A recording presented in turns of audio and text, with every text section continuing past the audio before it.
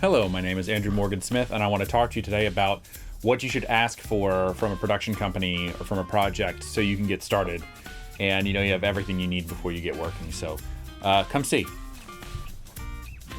So the first thing I ask for whenever I'm getting started on a project, now this is after contract and after I've gotten paid, which you should get those things. So don't skimp on that. But the first thing I ask before I am actually starting is I want to know the picture is locked.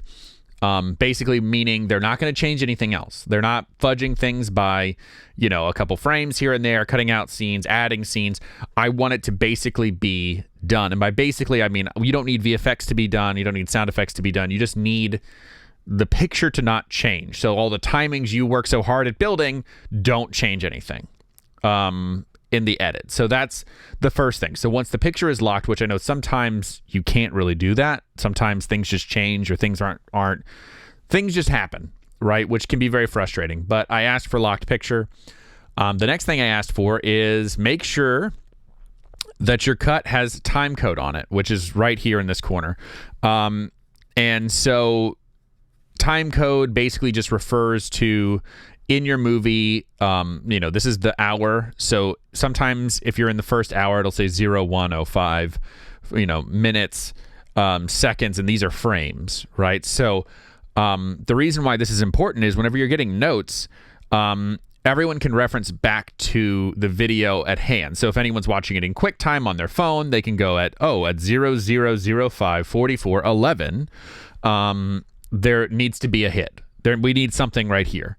Whereas if they just said at 00:05:44, there needs to be a hit. Well, there's 23 frames in that moment. And the difference between frame 1 and frame 23 is a big difference. It's a second difference, effectively. So I always like to have time code in my files just to make sure I'm not relying on my DAW to make sure it's synced, and I'm not expecting them to make sure everything's synced in Premiere.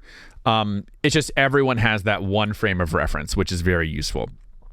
And so this is one of those things, the VFX isn't done in this movie, so it's saying it's missing a VFX, right? So it has a little slug here, and sometimes that can be, hey, a shark fin comes here, or an explosion is here, or whatever it is. It's just kind of informing you what's missing, because usually composers are working at the same time as VFX. So we are not, we don't need the VFX to be done to be working on the movie.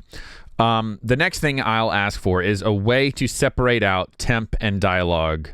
I'm fine with having temp sound effects. I'm really fine with all that, but sometimes the old school way was they'd have music on the left side or right side. They basically have music on one channel and then dialogue and sound effects on another channel.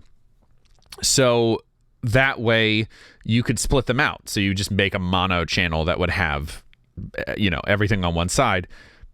Now sometimes I just say, look, if you want to just give me a stem of just dialogue and effects that just drops in at the top, that's fine.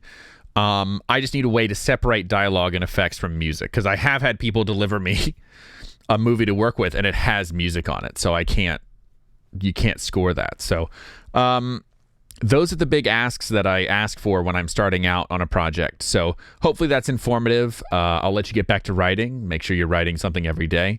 And break a leg. So talk to you later.